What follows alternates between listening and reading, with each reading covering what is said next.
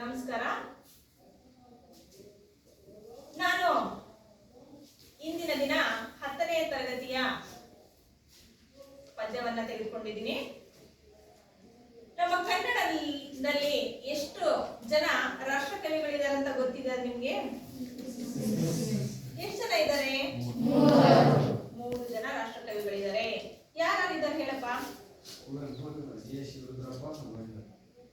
Kuvempu, G S. Shivarudrappa, ಮತ್ತೆ ಯಾರು ಹೇಳ್ತೀರಾ? ಮೊದಲನೇವರು ಯಾರು, ಎರಡನೇವರು ಯಾರು, ಮೂರನೇವರು ಯಾರು ಅಂತ?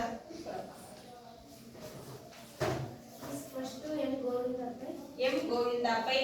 ಗೋವಿಂದ ಪೈ ಅವರನ್ನ ನೋಡಿದೀರಾ? ಕನ್ನಡದ ಮೊದಲ ರಾಷ್ಟ್ರಕವಿ ಎಂ ಗೋವಿಂದ ಪೈ. ನೋಡಿದಿರಾ ಪುಟ? ನೋಡಿದ್ರಾ ಈಗ? ನೆಕ್ಸ್ಟ್ ಎರಡನೇವರು ಕುವೆಂಪು. ಎರಡನೇ ರಾಷ್ಟ್ರಕವಿ ಕುವೆಂಪು. ನೋಡಿದಿರಲ್ವಾ ಇವ್ರನ್ನ? ಇವರ ಪ್ರಸಿದ್ಧ ಕೃತಿ ಯಾವುದು? ಶ್ರೀರಾಮಾಯಣ ದರ್ಶನ. ಅವರಿಗೆ ಬರೀ ರಾಷ್ಟ್ರಕವಿ ಅಷ್ಟೇ ಬಿರುದಿಲ್ಲ, ಮತ್ತೆ ಯಾವ್ಯಾವ ಬಿರುದುಗಳಿದಾವ ಅಂತ ಗೊತ್ತಿದೆಯಾ? ಪಂಪ ಪ್ರಶಸ್ತಿ, ಇನ್ನು ಹಲವಾರು ಪ್ರಶಸ್ತಿಗಳು ಕುವೆಂಪುರವರಿಗೆ ಇದೆ. ನೆಕ್ಸ್ಟ್ ಮೂರನೇವರು ಯಾರು? ಜಿ.ಎಸ್. ಶಿವರುದ್ರಪ್ಪ. ನೋಡಿದ್ರೆ ಎಲ್ರು ಎಷ್ಟು ಜನ ಆದ್ರೆ ಇಲ್ಲಿಗೆ? 3 ಜನ. ನೆಕ್ಸ್ಟ್ ನೀನೇನು? M Govinda Pai, Kuvempu, G S. ಶಿವರುದ್ರಪ್ಪ. ಹೀಗೆ ನಮ್ಮ ಕನ್ನಡದಲ್ಲಿ 3 ಜನ ರಾಷ್ಟ್ರಕವಿಗಳು ಇದ್ದಾರೆ. ಮೊದಲನೇವರು ಗೋವಿಂದ ಪೈ, ಎರಡನೇವರು ಕುವೆಂಪು, ಮೂರನೇವರು ಜಿ.ಎಸ್. ಶಿವರುದ್ರಪ್ಪ. ನಿಮ್ಗೆಲ್ಲ ಗೊತ್ತಿರಬೇಕು, ಜನಪದ ಗೀತೆ, ಭಾವಗೀತೆ, ಭಕ್ತಿಗೀತೆ ಇವೆಲ್ಲ ಗೊತ್ತಿದೆಯಾ ನಿಮಗೆ? ಭಕ್ತಿಗೀತೆ ಅಂದ್ರೆ ಏನು? ಭಕ್ತಿಯಿಂದ ಹಾಡ್ತಕ್ಕಂಥದ್ದನ್ನ ಭಕ್ತಿಗೀತೆ ಅಂತ ಕರಿತೀವಾ? ಮತ್ತೆ ದೇವರ ನಾಮಗಳನ್ನ ಕುರಿತು ಭಕ್ತಿಯಿಂದ ಹಾಡ್ತಕ್ಕಂಥ ಹಾಡುಗಳನ್ನ ನಾವು ಏನಂತ ಕರಿತೀವಿ? ಭಕ್ತಿಗೀತೆಗಳು. ಹಾಗೇನೆಯ ಜನಪದ ಗೀತೆಗಳು ಕೇಳಿದಿರಾ? ಯಾಕೆ ಹೇಳ್ತೀರಾ ಜನಪದ ಗೀತೆಗಳು ಅಂದ್ರೆ ಹೇಗಿರುತ್ತೆ ಅಂತ? ತಿಳಿಸ್ತೀನಿ, ನೀ ಹೇಳು. ಜನಪದ ಗೀತೆ ಅಂದ್ರೇನು? ಅದು ಜನಪದ ಸಾಹಿತ್ಯ. ಜನಪದ ಗೀತೆಯನ್ನ ಜನ ಯಾಕೆ ಹಾಡ್ತಿದ್ರು? ಜನಪದ ಗೀತೆಯನ್ನ ಯಾಕೆ ಹಾಡ್ತಿದ್ರು? ಜನಪದರು ತಮ್ಮ ಆಸರಿಕೆ, ಬೇಸರಿಕೆ, ನೋವು, ನಲಿವು, ಸುಖ, ದುಃಖ ಅವುಗಳನ್ನೆಲ್ಲ ಹಾಡಿನ ರೂಪದಲ್ಲಿ ಹಾಡ್ತಾ ಇದ್ರು. ಅವುಗಳನ್ನ ನಾವು ಏನಂತ ಕರಿತೀವಿ?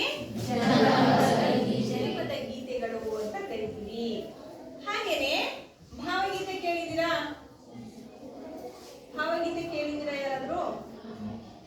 ಭಾವಗೀತೆಗಳಂದ್ರೆ ಏನು? ತಮ್ಮ ಭಾವನೆಗಳನ್ನು ಒಂದು ವಿಷಯಕ್ಕೆ ಭಾವವನ್ನ ತುಂಬಿ ಹಾಡ್ತಕ್ಕಂತ ಗೀತೆಗಳೇ ಭಾವಗೀತೆಗಳು. ತಮ್ಮ ಮನಸ್ಸಿನಲ್ಲಿರ್ತಕ್ಕಂತಹ ವಿಷಯಗಳನ್ನ, ನೋಡಿರ್ತಕ್ಕಂತಹ, ಆನಂದಿಸಿರ್ತಕ್ಕಂತಹ ವಿಷಯಗಳಿಗೆ ಭಾವನೆಗಳನ್ನ ತುಂಬಿ ಹಾಡ್ತಕ್ಕಂತಹ ಹಾಡುಗಳನ್ನ ನಾವೇನಂತ ಕರಿತೀವಿ? ಭಾವಗೀತೆ ಅಂತ ಕರಿತೀವಿ. ನಿಮಗೆ ಯಾವ್ದಾದ್ರು ಭಾವಗೀತೆ ಗೊತ್ತಿದೆಯಾ?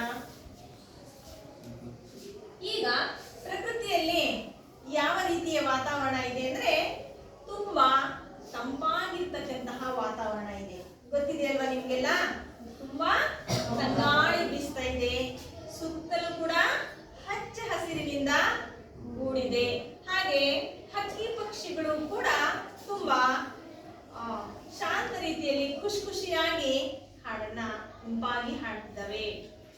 ಈ ರೀತಿಯ ಪ್ರಕೃತಿ ವರ್ಣನೆಯನ್ನ ಕಂಡು ಮಲೆನಾಡಿನ ಮಡಿಲಾದಂತಹ ಮಲೆನಾಡಿನಲ್ಲಿ ದೊಡ್ಡರಂಗೇಗೌಡ ಅವರು ಒಂದು ಭಾವಗೀತೆಯನ್ನ ಹಾಡಿದ್ದಾರೆ. ಮುಂಜಾನೆ ರಂಗ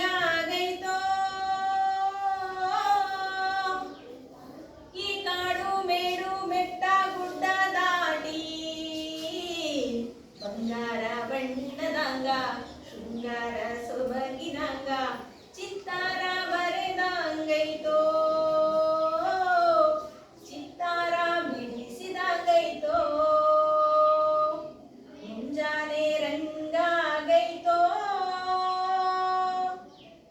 ಬಾನಗ ನೂರಾರು ಬೆಳ್ಳಕ್ಕಿ ಪಲ್ಲಕ್ಕಿ ಸಾಲು ಸಾಲು ಕೂಡಿ ತೇಲಿ ತೇಲಿ ತಾರೆಗಳ ತೋಟದಲ್ಲಿ ತುಂಬಿಗಳ ಸಂಗದಲ್ಲಿ ತೂಗಿ ಬಾಗಿ ವಯ್ಯಾರಿ ಮೈಜಾರಿ ನೂರಾಸೆ ಕೈ ಸೇರಿ ಮುಂಜಾನೆ ರಂಗಾಗೈತೋ ಈ ಕಾಡು ಮೇಡು ಬೆಟ್ಟ ಗುಡ್ಡ ದಾಟಿ ಬಂಗಾರ ಬೆಳಗಿನಂಗ ಶೃಂಗಾರ ಸೊಬಗಿನಂಗ ಚಿತ್ತಾರ ಬರೆದಂಗೈತೋ ಚಿತ್ತಾರ ಬಿಡಿಸಿದಂಗೈತೋ. ಈ ರೀತಿ ದೊಡ್ಡರಂಗೇಗೌಡ ಅವರು ಪ್ರಕೃತಿ ಸೌಂದರ್ಯವನ್ನ ಕಂಡು ಮುಂಜಾನೆಯ ಬೆಳಗಿನ ಸೌಂದರ್ಯವನ್ನ ನೋಡಿ ತಮ್ಮ ಭಾವನೆಯನ್ನ ವ್ಯಕ್ತಪಡಿಸಿದ್ದಾರೆ. ಹಾಗೆಯೇ ಮತ್ತೋರ್ವ ಕವಿ ತಮ್ಮ ಮನಸ್ಸಿನ ಭಾವನೆಗಳನ್ನ ಹೇಗೆ ವ್ಯಕ್ತಪಡಿಸಿದ್ದಾರೆ ಅನ್ನೋದನ್ನ ನೋಡೋಣ.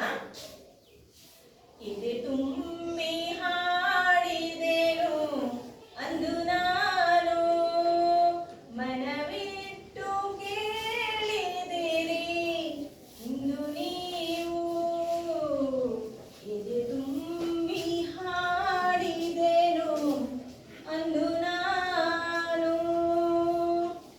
ಈ ಭಾವಗೀತೆ ಯಾರು ಬಂದಿದ್ದಾರೆ ಅಂತ ಗೊತ್ತಿದೆಯಾ? ಏನಪ್ಪ ಜಿ.ಎಸ್. ಎದೆ ತುಂಬಿ ಹಾಡಿದೆನು ಅಂತಕ್ಕಂತಹ ಭಾವಗೀತೆಯನ್ನು ಹಾಡಿರ್ತಕ್ಕಂತಹ ಕವಿ ಯಾರು? ಜಿ.ಎಸ್.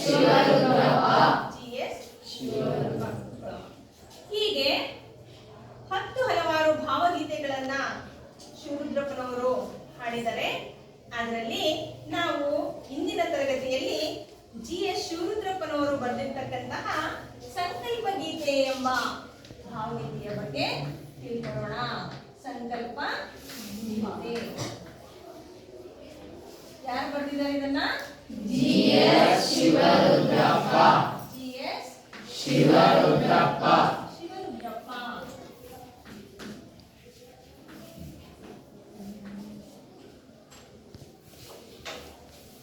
ಶಿವರುದ್ರಪ್ಪ ಅವರನ್ನ ನೋಡಿದ್ರಲ್ಲ ಎಲ್ಲರೂ? ನೋಡಿದ್ರಾ? ಪ್ರಸ್ತುತ ಸಂಕಲ್ಪ ಗೀತೆ ಅಂತಕ್ಕಂತಹ ನಮ್ಮ 10ನೇ ತರಗತಿಯ ಮೊದಲ ಪದ್ಯವನ್ನ ರಚನೆ ಮಾಡಿರ್ತಕ್ಕಂಥರು ಜಿ.ಎಸ್.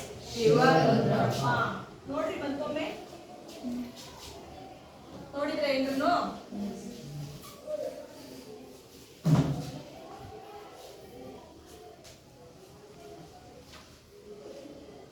ಎಲ್ಲರೂ ಪುಸ್ತಕ ತಂದಿದ್ರಲ್ವಾ?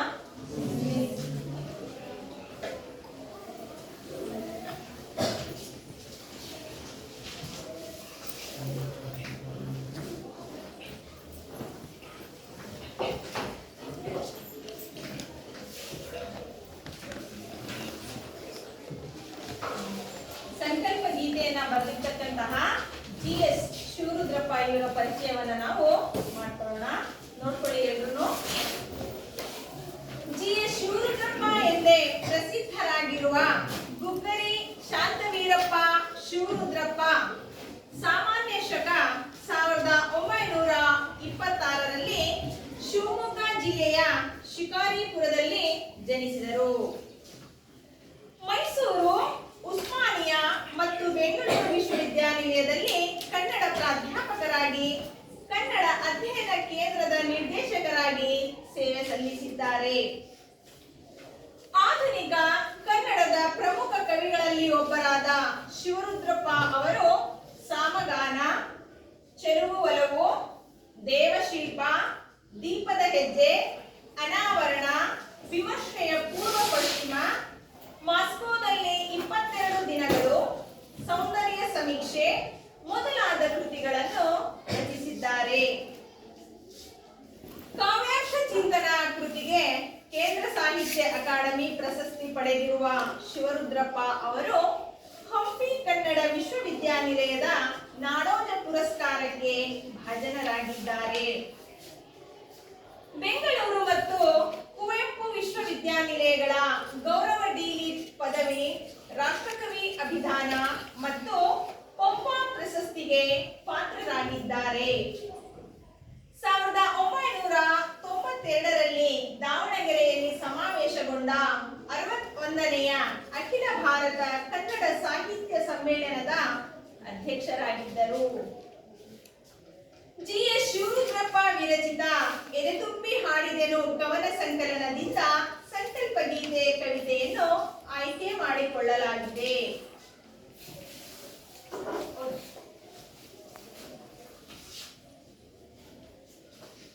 ಜಿ.ಎಸ್. ಶಿವರುದ್ರಪ್ಪ ಎಂದೇ ಪ್ರಸಿದ್ಧರಾಗಿರುವ ಗುಗ್ಗಲಿ ಶಾಂತಲಿಂಗಪ್ಪ ಶಿವರುದ್ರಪ್ಪ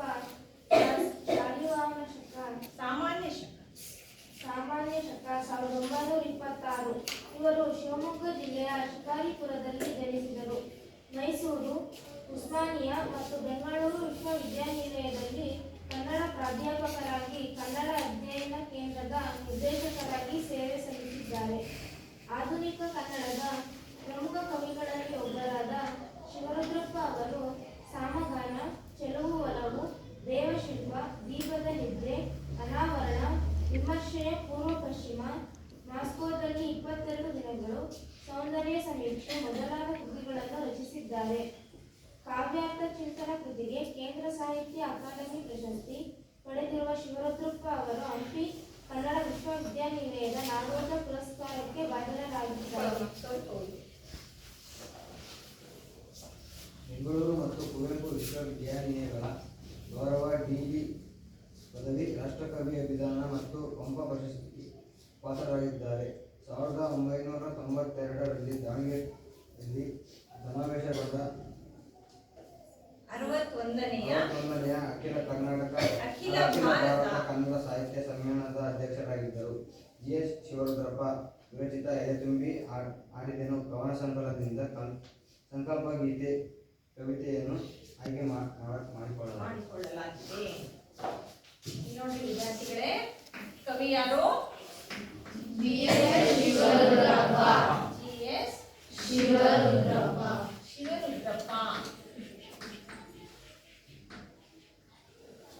ಇವರ ಕಾಲ 1926. ಸ್ಥಳ ಶಿವಮೊಗ್ಗ ಜಿಲ್ಲೆಯ ಶಿಕಾರಿಪುರ.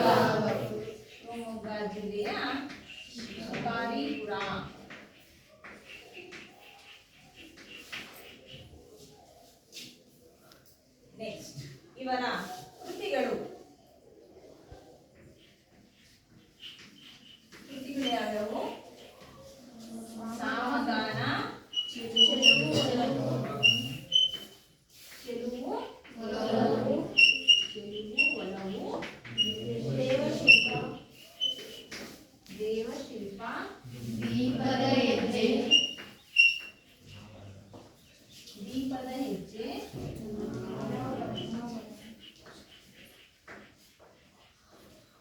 ಅನಾವರಣ.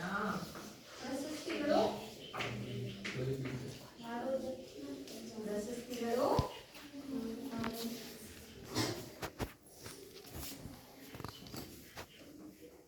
ನಾಡೋಜ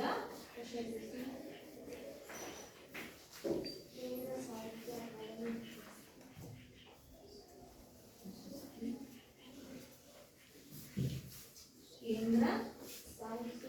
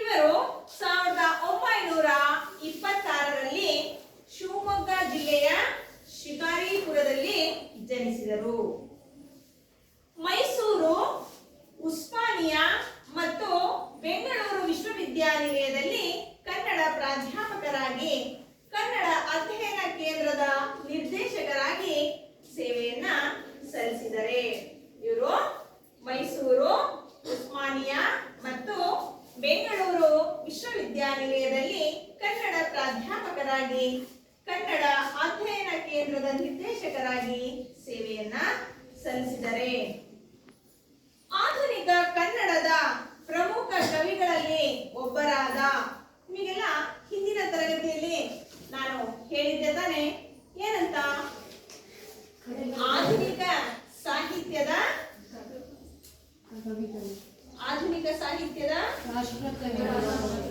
ರಾಷ್ಟ್ರಕವಿಗಳು ಹೇಳಿದ್ನ? ಏನಂತ ಹೇಳಿದ್ದೆ?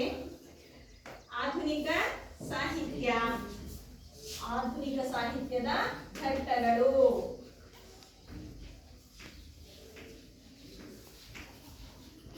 ನವೋದಯ,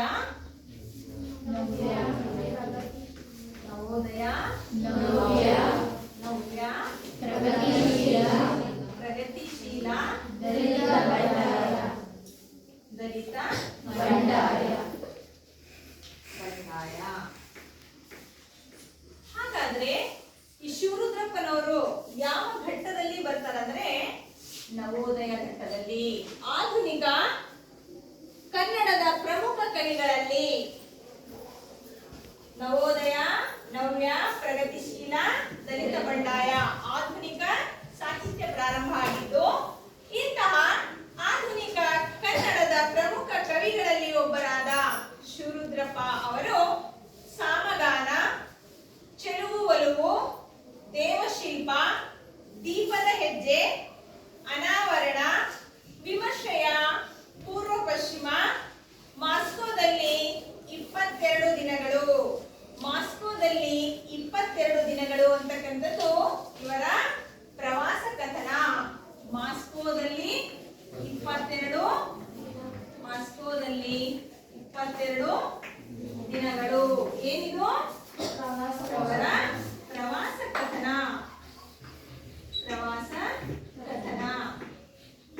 ಮಾಸ್ಕೋದಲ್ಲಿ 22 ದಿನಗಳು ಅಂತಕ್ಕಂಥದ್ದು GS ಶಿವರುದ್ರಪ್ಪನವರ ಪ್ರವಾಸ ಕಥನ.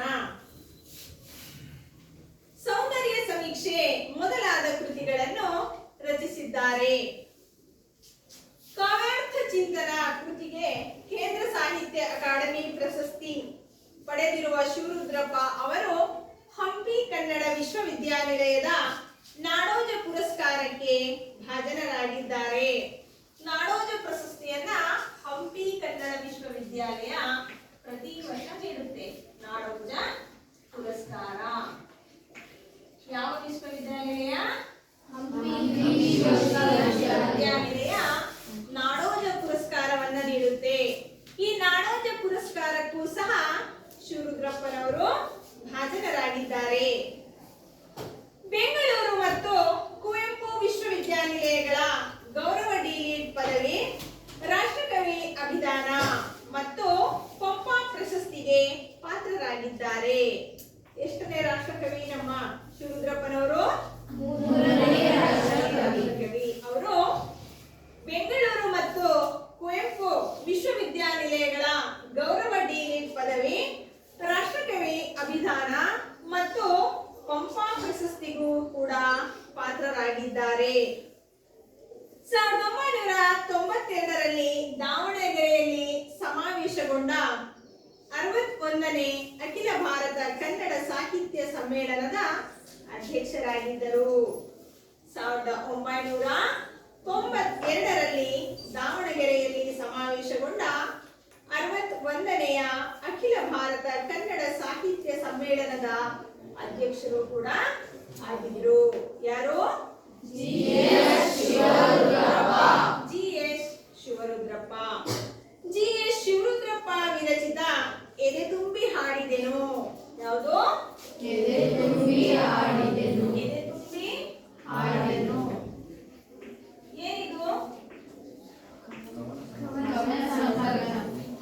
ಎದೆ ತುಂಬಿ ಹಾಡಿದೆನು ಏನು? ಕವನ ಸಂಕಲನ.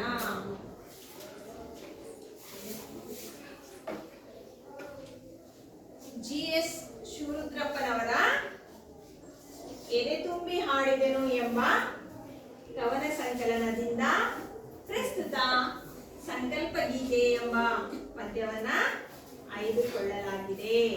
ಯಾವುದು?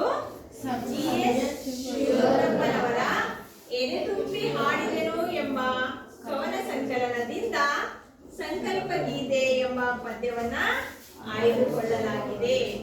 ಸಂಕಲ್ಪ ಅಂತಂದ್ರೆ ದೃಢವಾದಂತಹ ನಿರ್ಧಾರ.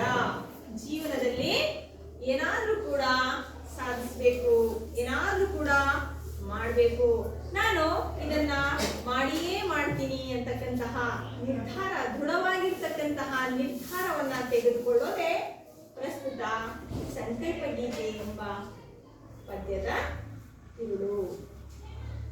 ಅರ್ಥ ಆಯ್ತಾ? ಈ ಪದ್ಯದ ಆಶಯ ಭಾವ ನೋಡ್ಕೊಳ್ಳಿ. ಜೀವನದಲ್ಲಿ ಧನಾತ್ಮಕ ಭಾವನೆಯನ್ನು, ದೃಢ ಸಂಕಲ್ಪವನ್ನು ಹೊಂದಿರಬೇಕು. ಯಾವುದೇ ರೀತಿಯ ಸವಾಲುಗಳು ಎದುರಾದಾಗಲೂ ಆತ್ಮವಿಶ್ವಾಸದ ಸಂಕಲ್ಪ ನಿಷ್ಠೆಯಿಂದ ಕ್ರಿಯಾಶೀಲರಾದಾಗ ಯಶಸ್ಸು ಲಭಿಸುತ್ತದೆ. ಭೇದ ಭಾವಗಳನ್ನು ಹೋಗಲಾಡಿಸಿ ಐಕ್ಯದಿಂದ ಪ್ರಯತ್ನಶೀಲರಾದಾಗ ಬಲವರ್ಧಿಸುತ್ತದೆ.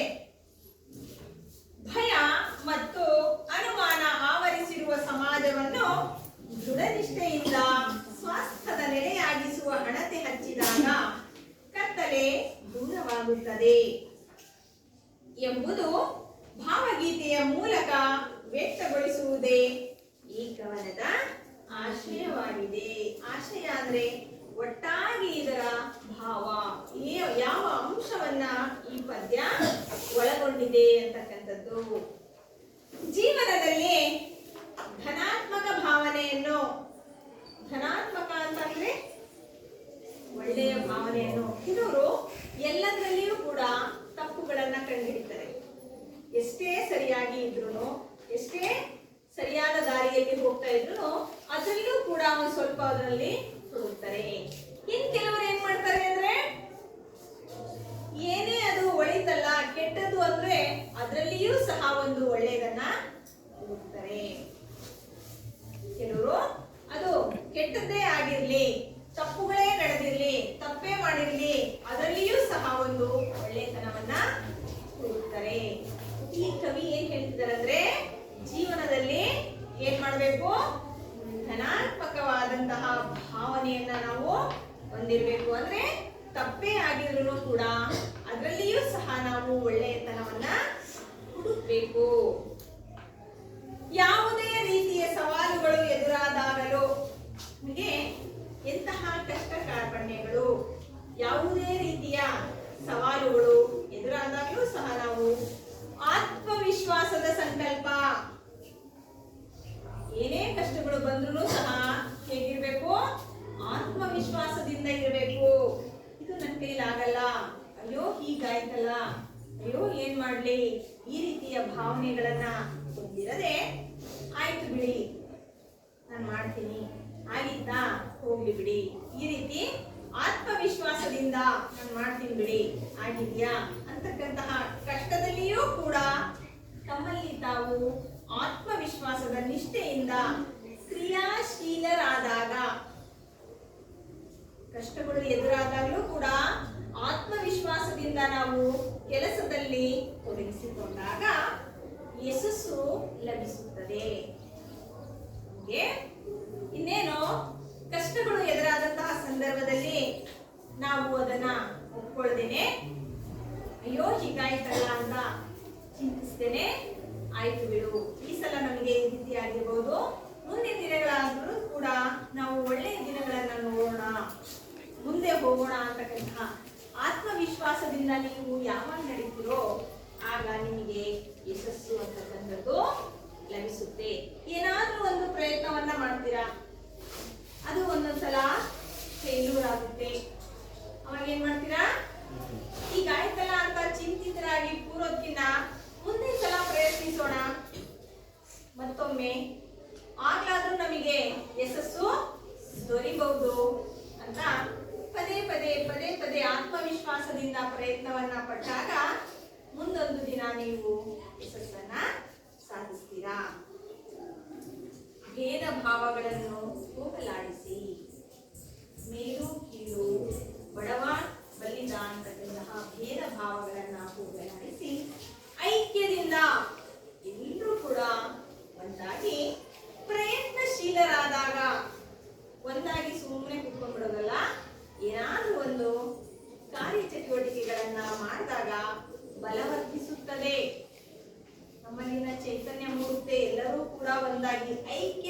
ಅಂತ ಹೇಳಿದ್ದಾರೆ.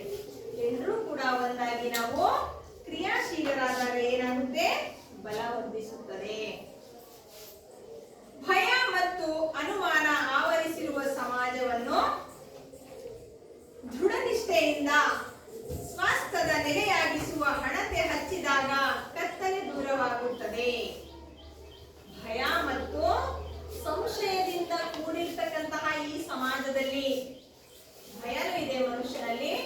ಹಾಗೆ ನಾವು ಒಂದೇ ಸಲ ಒಬ್ಬರನ್ನ ಯಾರು ನಂಬೋದಿಲ್ಲ. ಸ್ವಲ್ಪ ದಿನಗಳ ಆಗಿ ನಮ್ಮ ಜೊತೆಗೆ ಒಡನಾಟ ಬೆಳೆದಾದ ನಂತರ ಈ ವ್ಯಕ್ತಿ ಹೇಗೆ ಅನ್ನೋದನ್ನ ತಿಳ್ಕೊಂಡು ಏನ್ ಮಾಡ್ತೀವಿ? ನಾವು ಅವ್ರನ್ನ ನಂಬ್ತೀವಿ.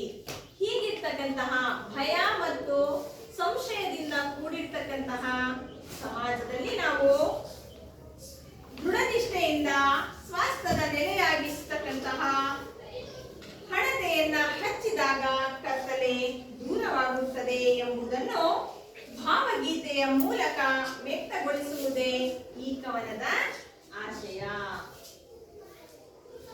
ಇಷ್ಟೊತ್ತು ಹೇಳಿರ್ತಕ್ಕಂತಹ ಎಲ್ಲಾ ವಿಷಯಗಳನ್ನ ಕುರಿತು GS ಶಿವರುದ್ರಪ್ಪನವರು ಭಾವಗೀತೆಯ ಮೂಲಕ ನಮಗೆ ಈ ಪದ್ಯದಲ್ಲಿ ಹೇಳ್ತಾ ಹೋಗ್ತಾರೆ. ಏನಪ್ಪಾ ಅಂದ್ರೆ ಜೀವನದಲ್ಲಿ ಯಾವಾಗಲೂ ಕೂಡ ಧನಾತ್ಮಕ ಭಾವನೆಯನ್ನ ಹೊಂದಿರಬೇಕು. ಹಾಗೇನೆ ದೃಢ ಸಂಕಲ್ಪವನ್ನ ಹೊಂದಿರಬೇಕು. ಜೊತೆಗೆ ಯಾವುದೇ ರೀತಿಯ ಸವಾಲುಗಳು ಎದುರಾದಂತಹ ಸಂದರ್ಭದಲ್ಲಿ ನಾವೇನ್ ಮಾಡಬೇಕು? ಆತ್ಮವಿಶ್ವಾಸದಿಂದ ಕ್ರಿಯಾಶೀಲರಾಗಿ ಮುನ್ನುಗ್ಗಿದಾಗ ನಮಗೆ ಒಂದು ದಿನ ಯಶಸ್ಸು ಲಭಿಸುತ್ತದೆ. ಭೇದ ಭಾವಗಳನ್ನ ಹೋಗಲಾಡಿಸಿ ಐಕ್ಯದಿಂದ ಪ್ರಯತ್ನಶೀಲರಾದಾಗ ಬಲವರ್ಧಿಸುತ್ತದೆ. ಭಯ ಮತ್ತು ಸಂಶಯದಿಂದ ಕೂಡಿರ್ತಕ್ಕಂತಹ ಈ ಸಮಾಜದಲ್ಲಿ ದೃಢನಿಷ್ಠೆಯಿಂದ ಕತ್ತಲೆಯನ್ನ ಹೋಗಲಾಡಿಸತಕ್ಕಂತಹ ದೀಪವನ್ನ ಹಚ್ಚಿ ಮನುಷ್ಯನ ಮನಸ್ಸಿನಲ್ಲಿ ಆ ಭಯವನ್ನ ಹೋಗಲಾಡಿಸಿರ್ತಕ್ಕಂತಹ ಒಂದು ದೃಢ ಸಂಕಲ್ಪವನ್ನ ಈ ಪದ್ಯದಲ್ಲಿ ಭಾವಗೀತೆಯ ಮೂಲಕ GS ಶಿವರುದ್ರಪ್ಪನವರು ನಮಗೆ ತಿಳಿಸ್ಕೊಟ್ಟಿದ್ದಾರೆ. ಅರ್ಥ ಆಯ್ತಾ ಮಕ್ಕಳೇ? ಪದ್ಯದ ಆಶಯ ಅರ್ಥ ಆಯ್ತಾ? ನಮ್ಮಲ್ಲಿ ಇರ್ತಕ್ಕಂತಹ ಅಡ್ಡಗೋಡೆಗಳನ್ನ ದೂರ ಮಾಡಬೇಕು, ದೃಢ ಸಂಕಲ್ಪವನ್ನ ಹೊಂದಿರಬೇಕು. ಭಯ ಸಂಶಯದಿಂದ ಕೂಡಿರ್ತಕ್ಕಂತಹ ಮನಸ್ಸಿನಲ್ಲಿ ಒಂದು ಕತ್ತಲೆಯನ್ನ ಹೋಗಲಾಡಿಸ್ತಕ್ಕಂತಹ ಒಂದು ಪುಟ್ಟ ದೀಪವನ್ನ ಹಚ್ಚಿದಂತಹ ಸಂದರ್ಭದಲ್ಲಿ ಆ ಸಂಶಯವೆಲ್ಲ ದೂರವಾಗಿ ಎಲ್ಲರೂ ಕೂಡ ಐಕ್ಯದಿಂದ ಇದ್ದಂತಹ ಸಂದರ್ಭದಲ್ಲಿ ಗೆಲುವನ್ನ ಸಾಧಿಸಬಹುದು ಅನ್ನೋದನ್ನ GS ಶಿವರುದ್ರಪ್ಪನವರು ಈ ಸಂಕಲ್ಪ ಗೀತೆ ಎಂಬ ಭಾವಗೀತೆಯ ಮೂಲಕ ನಮಗೆ ತಿಳಿಸಿಕೊಟ್ಟಿದ್ದಾರೆ. ಪ್ರವೇಶವನ್ನ ನೋಡ್ಕೊಳ್ಳಿ.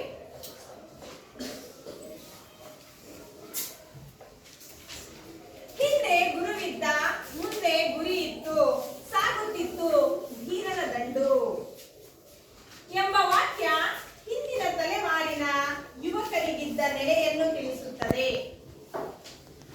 ಹೋಗಬೇಕಾದ ದಾರಿ, ತಲುಪಬೇಕಾದ ಗುರಿ ಸ್ಪಷ್ಟವಾಗಿದ್ದರೆ ಅರ್ಥ ಯಶಸ್ಸನ್ನು ಪಡೆದಂತೆ. ಸ್ವಾತಂತ್ರ್ಯ ನನ್ನ ಆಜನ್ಮ ಸಿದ್ಧ ಹಕ್ಕು ಎಂದ ತಿಲಕರು. ಸ್ವಾತಂತ್ರ್ಯ ಗಳಿಸುವುದೇ ನನ್ನ ಜೀವನದ ಏಕೈಕ ಸಂಕಲ್ಪ ಎಂದುಕೊಂಡ ರಾಷ್ಟ್ರಪಿತ ಗಾಂಧೀಜಿ ಸಾಧಕರೆನಿಸಿಕೊಂಡರು. ಇತಿಹಾಸ ದಾಖಲಿಸುವುದು, ನೆನಪಿಸುವುದು ಇಂತಹ ಸಾಧಕನು ತಾನು ಕಂಡ ಕನಸನ್ನು ಅದೆಷ್ಟೇ ತೊಡಕುಗಳು ಬಂದರೂ ಅಡ್ಡಿ ಆತಂಕಗಳು ಎದುರಾದರೂ ನನಸಾಗಿಸುತ್ತಾನೆ. ಹೀಗೆ ಸಂಕಲ್ಪದತ್ತ ದೃಢ ನಿರ್ಧಾರದಿಂದ ಕಾರ್ಯಶೀಲರಾದರೆ ಅಸಾಧ್ಯವಾದುದು ಯಾವುದೂ ಇಲ್ಲ. ದೃಢ ಸಂಕಲ್ಪದಿಂದ ಏನೇನನ್ನು ಸಾಧಿಸಬಹುದೆಂಬುದನ್ನು ರಾಷ್ಟ್ರಕವಿ GS ಶಿವರುದ್ರಪ್ಪನವರು ಸಂಕಲ್ಪ ಎಂಬ ಭಾವಗೀತೆಯಲ್ಲಿ ಸರಳವಾಗಿ ಸುಂದರವಾಗಿ ಅಭಿವ್ಯಕ್ತಿಸಿದ್ದಾರೆ. ನೋಡ್ಕೊಳ್ಳಿ ಮಕ್ಕಳೇ. ಹಿಂದೆ ಗುರುವಿದ್ದ, ಮುಂದೆ ಗುರಿ ಇತ್ತು. ನಾವೆಲ್ಲ ಓದ್ಬೇಕಾದ್ರೆ ಟೀಚರ್ಸ್ ಎಲ್ಲ ಕೇಳ್ತೀವಿ, SLC ಮುಗಿತು ಸರ್ ಮಿಸ್ ಮುಂದೆ ಏನು ಓದ್ಬೇಕು.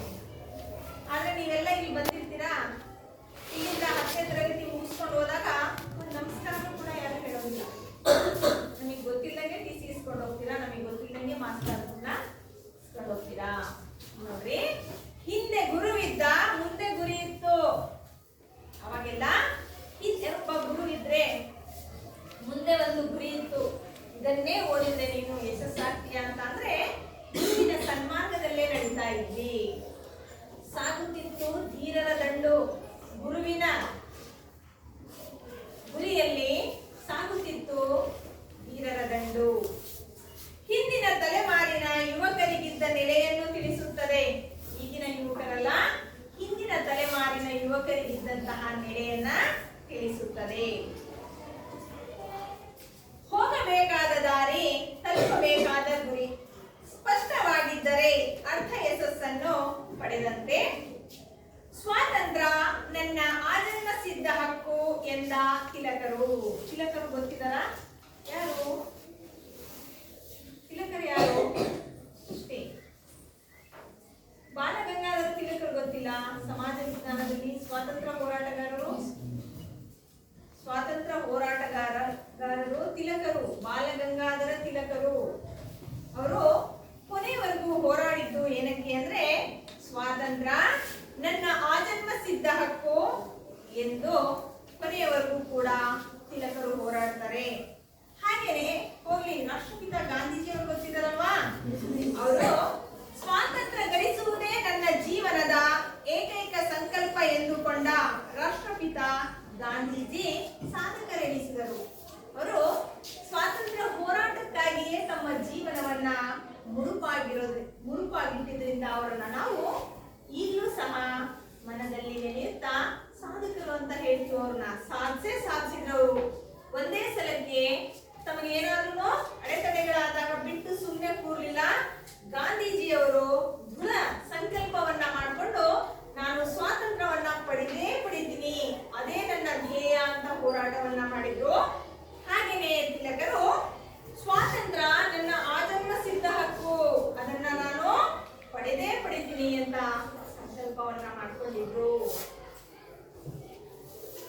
ಇತಿಹಾಸ ದಾಖಲಿಸುವುದು, ನೆನಪಿಸುವುದು ಇಂತಹ ಸಾಧಕರನ್ನು.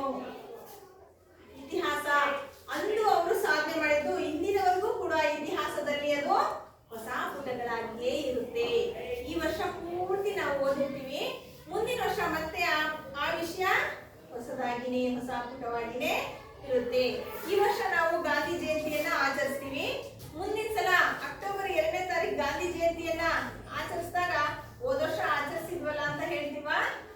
ಇಲ್ಲ, ಮತ್ತೆ ಹೊಸದಾಗಿ ನಾವು ಅದನ್ನ ಆಚರಿಸ್ತೀವಿ.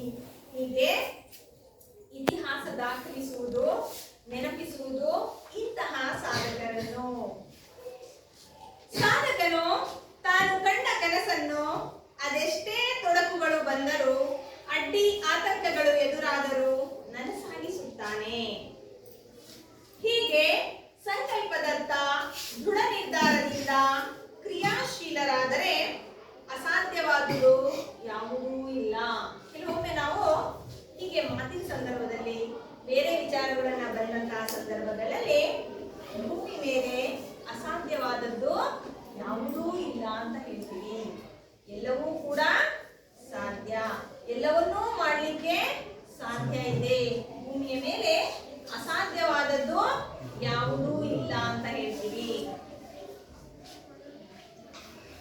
ದೃಢ ಸಂಕಲ್ಪದಿಂದ ಏನೇನನ್ನು ಸಾಧಿಸಬಹುದೆಂಬುದನ್ನು, ದೃಢ ಸಂಕಲ್ಪದಿಂದ ನಾವು ಏನೇನನ್ನ ಸಾಧಿಸಬಹುದು. ನೋಡು, ಸಾಧಕರು ಸ್ವಾತಂತ್ರ್ಯ ನನ್ನ ಆಜನ್ಮ ಸಿದ್ಧ ಹಕ್ಕು, ನಾನು ಅದನ್ನ ಪಡಿತೀನಿ ಅಂತ ಸಂಕಲ್ಪ ಮಾಡ್ಕೊಂಡಿದ್ರು. ಯಾರು? ಬಾಲಗಂಗಾಧರ ತಿಲಕರು.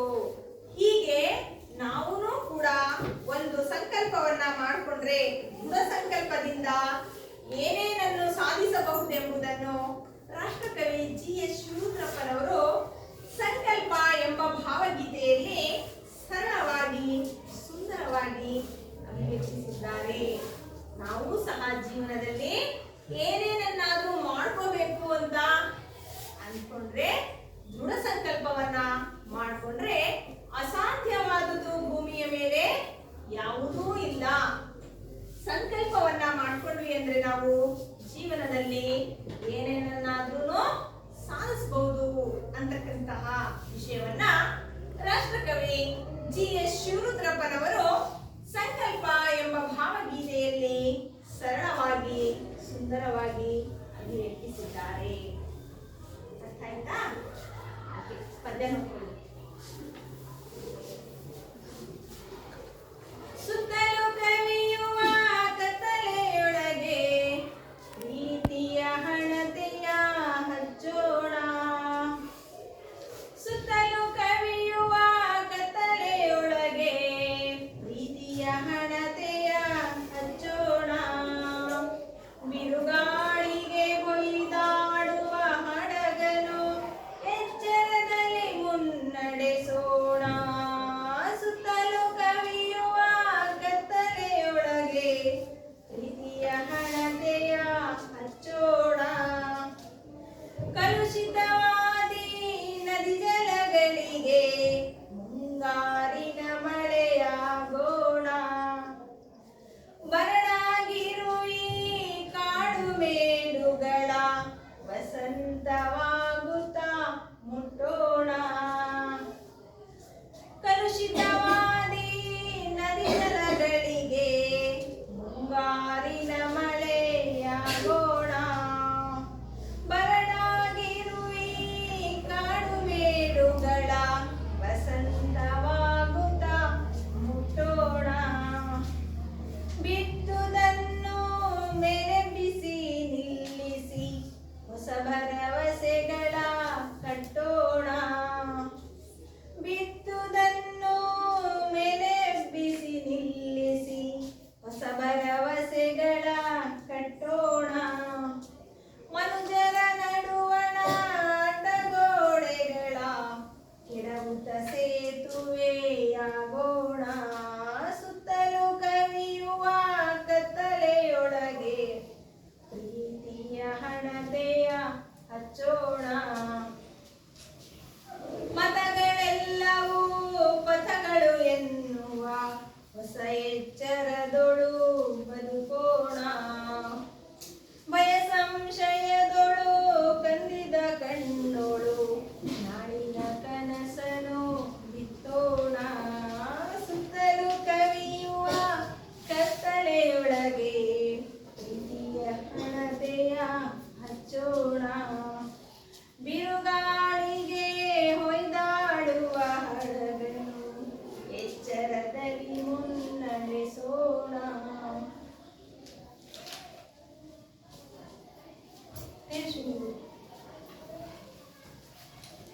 ಸಂಕಲ್ಪ ಗೀತೆ. ಸುತ್ತಲೂ ಕವಿಯುವ ಕತ್ತಲೆಯೊಳಗೆ ನಾನು ಹೀಗೆ ಹೇಳಿದ್ನ ನಾಲ್ಕಾಗಿ ಹೇಳು. ಸರಿ ಹೇಳು. ಸುತ್ತಲೂ ಕವಿಯುವ ಕತ್ತಲೆಯೊಳಗೆ ಪ್ರೀತಿಯ ಹಣತೆಯ ಹಚ್ಚೋಣ. ಬಿರುಗಾಳಿಗೆ ಒಯ್ದಾಡುವ ಹಡಗನು ಎಚ್ಚರದಲ್ಲಿ ಮುನ್ನಡೆಸೋಣ. ಕಲುಷಿತವಾದ ಈ ನದಿ ಜಲಗಳಿಗೆ ಮುಂಗಾರಿನ ಮಳೆಯಾಗೋಣ. ಬರಡಾಗಿರುವ ಕಾಡು ಮೇಡುಗಳ ವಸಂತವಾಗುವ ಮುಟ್ಟೋಣ. ವಸಂತವಾಗುತ್ತಾ ಮುಟ್ಟೋಣ.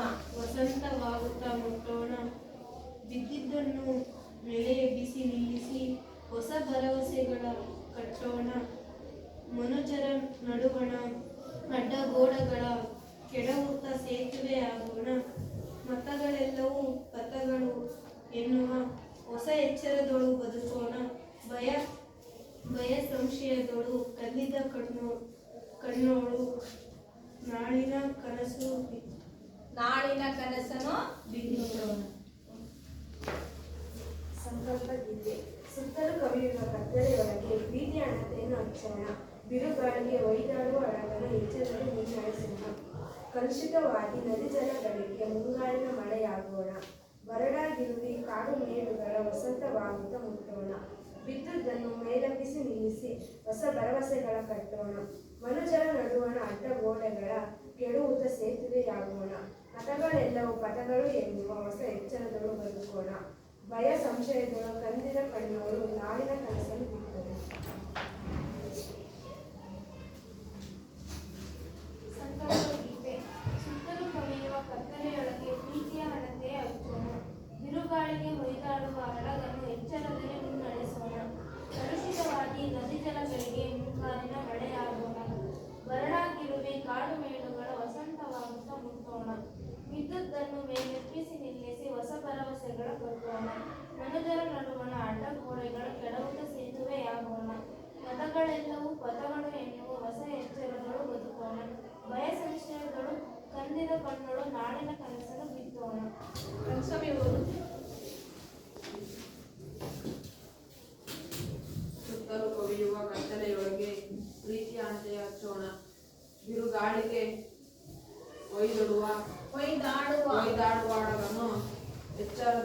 ಎಚ್ಚರದೊಳು ನಡೆಸೋಣ. ಕಲುಷಿತವಾದಿ ನದಿ ಜಲಗಳಿಗೆ ಮುಂಗಾರಿನ ಮಳೆಯಾಗೋಣ. ಬರಡಾಗಿರುವಿ ಕಾಡು ಮೇಡುಗಳ ವಸಂತವಾಗುವ ಮುಟ್ಟೋಣ. ಬರಡಾಗಿರುವಿ ಕಾಡು ಮೇಡುಗಳ ವಸಂತವಾಗುತ್ತಾ ಮುಟ್ಟೋಣ.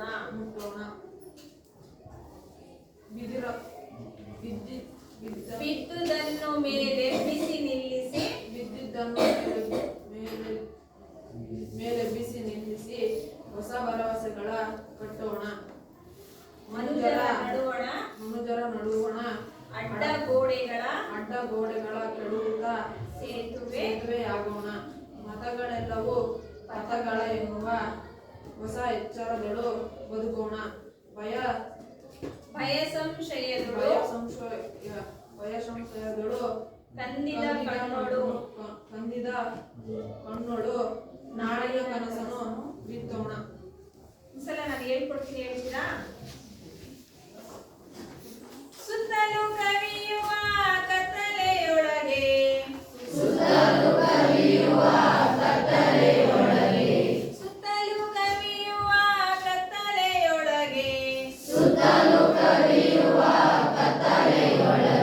ಪ್ರೀತಿಯ ಹಣತೆಯ ಹಚ್ಚೋಣ. ಬಿರುಗಾಳಿಗೆ ಒಯ್ದಾಡುವ ಹಡಗನು ಎಚ್ಚರದಲ್ಲಿ ಮುನ್ನಡೆಸೋಣ. ಸುತ್ತಲೂ ಕವಿಯುವ ಕತ್ತಲೆಯೊಳಗೆ ಪ್ರೀತಿಯ ಹಣತೆಯ ಹಚ್ಚೋಣ.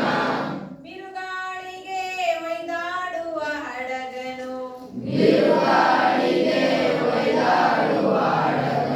ಎಚ್ಚರದಲ್ಲಿ ಮುನ್ನಡೆಸೋಣ. ಕಲುಷಿತವಾದಿ ನದಿ ಜಲಗಳಿಗೆ ಮುಂಗಾರಿನ ಮಳೆಯಾಗೋಣ. ಬರಡಾಗಿರುವಿ ಕಾಡು ಮೇಡುಗಳ ವಸಂತವಾಗುತ್ತ ಮುಟ್ಟೋಣ.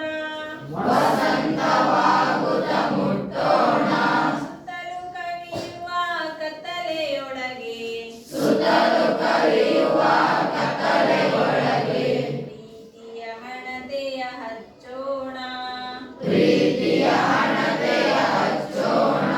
ಬಿರುಗಾಳಿಗೆ ಒಯ್ದಾಡುವ ಹಡಗನು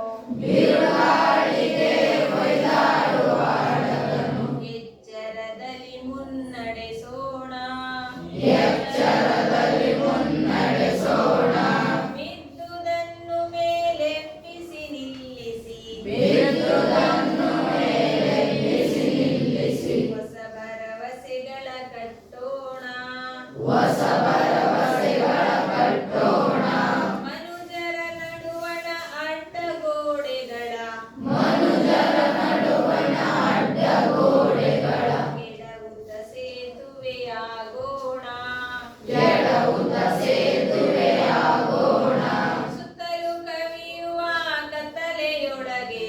ಸುತ್ತಲೂ ಕವಿಯುವ ಕತ್ತಲೆಯೊಳಗೆ ಪ್ರೀತಿಯ ಹಣತೆಯ ಹಚ್ಚೋಣ. ಮತಗಳೆಲ್ಲವೂ ಪಥಗಳು ಎನ್ನುವ ಹೊಸ ಎಚ್ಚರದೊಳು ಬದುಕೋಣ.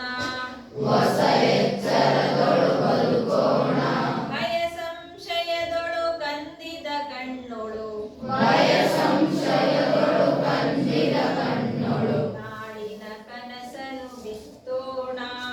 ನಾಡಿನ ಕನಸನು ಬಿತ್ತೋಣ.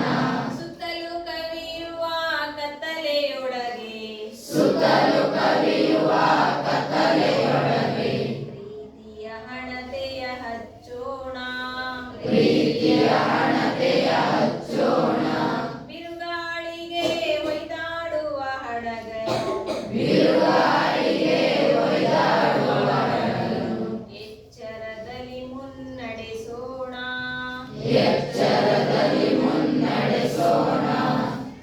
ನೋಡಿ, ವಿದ್ಯಾರ್ಥಿಗಳೇ, ನಿಮ್ಗೆಲ್ಲ ಅರ್ಥ ಆಗಿದೆಯಾ?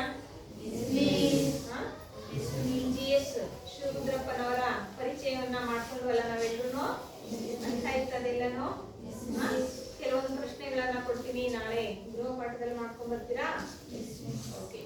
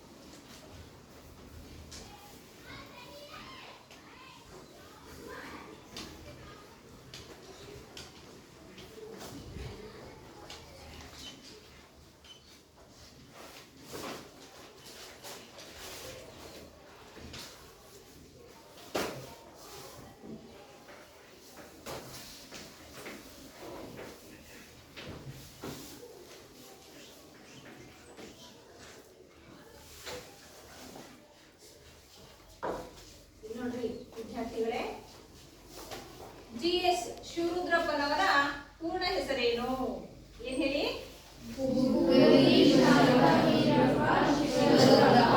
GS ಶಿವರುದ್ರಪ್ಪನವರ ಪೂರ್ಣ ಹೆಸರೇನು? GS ಶಿವರುದ್ರಪ್ಪನವರ ಯಾವ ಕವನ ಸಂಕಲನದಿಂದ ಸಂಕಲ್ಪ ಗೀತೆ ಪದ್ಯವನ್ನು ಆರಿಸಿಕೊಳ್ಳಲಾಗಿದೆ? ಶಿವರುದ್ರಪ್ಪನವರಿಗೆ ದೊರೆತ ಪ್ರಶಸ್ತಿಗಳಾವುವು? ಸ್ವಾತಂತ್ರ್ಯ ನನ್ನ ಆಜನ್ಮ ಸಿದ್ಧ ಹಕ್ಕು ಎಂದವರಾರು? ಗೊತ್ತಿದೆಯಲ್ವಾ? ಯಾರು ಹೇಳಿ? ಬಾಲಗಂಗಾಧರ ತಿಲಕ್. ಈ 4 ಪ್ರಶ್ನೆಗಳನ್ನ ನಾಳೆ ನೀವು ಗೃಹ ಪಾಠದಲ್ಲಿ ಬರ್ಕೊಂಬನ್ನಿ. ಬರ್ಕೊಳ್ಳಿ ಎಲ್ಲ.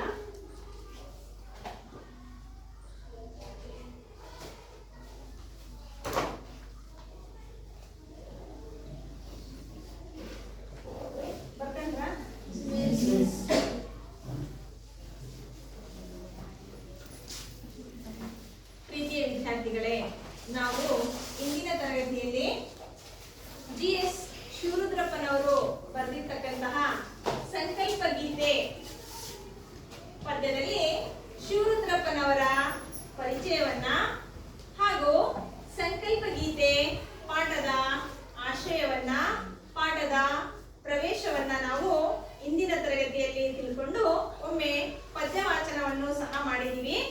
ಮುಂದಿನ ತರಗತಿಯಲ್ಲಿ ಸಂಕಲ್ಪ ಗೀತೆ ಪದ್ಯದ ಸಂಪೂರ್ಣವಾದ ಅರ್ಥವನ್ನ ತಿಳಿತಾ ಹೋಗೋಣ. ಧನ್ಯವಾದಗಳು.